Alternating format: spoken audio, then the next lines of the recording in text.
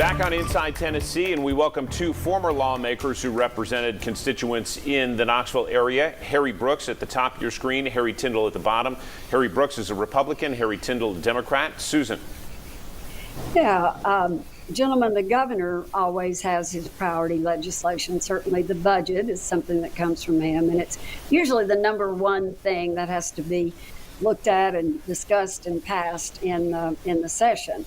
The governor has his own legislative lobbyist, or at least they did when I was there. I assume they still do. How do you work with that particular person? Do they go through just leadership to try to get the governor's bill passed, or do they lobby you as an individual legislator? Harry, I'll start with you. Brooks, and two Harrys. Do you want to start with Harry Brooks or Harry Tindell? Yeah, Harry Brooks. She was talking to Republican more, Harry. The governor would produce would flow sometimes through the leadership within each party, and there are times that like the speaker and or the majority leader, minority leader would then assign the bills out to different legislators. Sometimes they would assign them to the particular area of knowledge and expertise. There have been times that some bills have been assigned out, and it's become a partnership between both parties and both entities. The budget piece of legislation is a massive document once you get all of those particular bills that relate to it tied in together with it. But generally, it's assigned through leadership. Every once in a while, though, rarely you'll get a bill from the governor's office to generally a chairman of a committee to deal with a particular item. Harry Tindell, you served under a Democrat, as I recall. How did it work under that administration? Well, each governor has a full staff of assistants that work the legislature to communicate their agenda, and it's actually one of the greatest, largest, in terms of manpower, the forces on Capitol Hill. In terms of the documents, of course, the appropriations bill is the one thing that is a must-have by the Constitution. I think you could probably argue that redistricting every 10 years is something that the Constitution would mandate. There's some other statutory things, but the appropriations bill must be introduced, and it's the thing that dictates the whole scope of state government, and it's the most important bill and gets the most attention. Beyond that, it's up to the governor's imagination and what they need to do to service the citizens of the state. And some governors will bring dozens and dozens of bills, and others will have a more focused effort. Don? So, gentlemen, thank you for being here. And I've got a barrage of questions that generally deal with, in Tennessee, what happens to get a bill passed? And we all remember the wonderful Schoolhouse Rock piece that made it seem so simple in Congress, but it really isn't. So, Harry Tindell, let me start with you.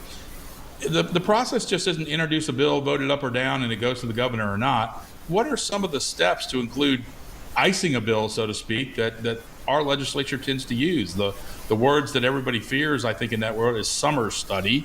But explain to our viewers a little bit about what happens to bills and how they really make it through. Well, it's really a great multi-level sifting process, and it starts with introducing the bills in both houses, and once you reach the deadline and everything is introduced, the committees take over. In the House, subcommittees do a whole lot of the work, but the goal is to find out what's needed, what is a good idea, and what is a bad idea.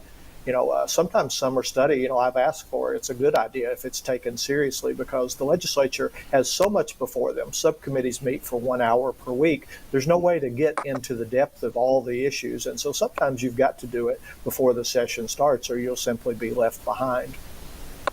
Right. So in that same vein, we see so many bills that really, we call it silly season, the first few weeks of any legislative term, that bills that might be clearly unconstitutional or unnecessary or just rhetoric. Why is it that our legislators, and you guys are out, so you're free of that burden, but why does that happen? Because it really does frustrate the public a lot, I think.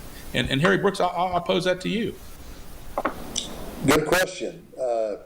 Whenever you're running as a candidate, you sometimes will make an obligation or a promise or a commitment or a campaign pledge, and boom, you're obligated to deal with it. And sometimes you tend to stretch the constitutional nature of that commitment.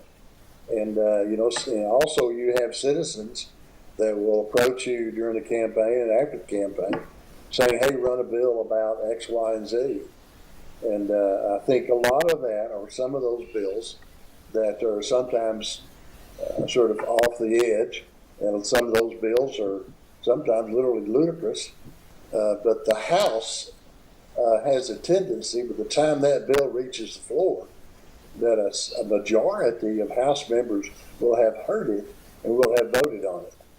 And you tend to eliminate those kinds of bills pretty quick in subcommittee and committee.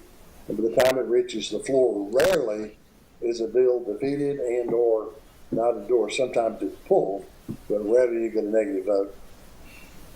Well, Harry, isn't it true that we're seeing a little more of that now than maybe we used to during both your all's terms? I think there is, because. Go ahead, Tindell. Go ahead. Okay, thanks. I was going to say that, I think that, America is hyper politically charged right now, and we do get more what I'd call theatrics, perhaps, to make a point, to make a political point. But there's still plenty of room for the serious issues, and that's where my focus is, you don't spend a lot of time on the postcards or the theatrics. You spend your time on the things that really matter and need to be solved. Gentlemen, let me follow up on Don's question by asking it this way. I remember when both of you were serving in Nashville. You are serious lawmakers. You didn't mess around. But I wonder today, kind of following up on Don's point, if maybe the leadership doesn't do as good a job in sort of trying to ride herd on some of the craziness that we see introduced.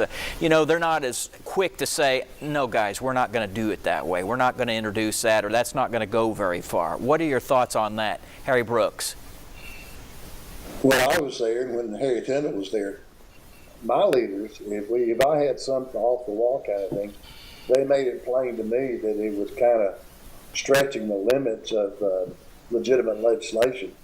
Committee chairs have an impact. If you've got something that's kind of weird, strange, or just really not a good piece of legislation, the committee chairs should be very honest with you and say, hey, I can't support this. And lacking that leadership, lacking the committee, the bills would go away. Today, I don't know, but in my time,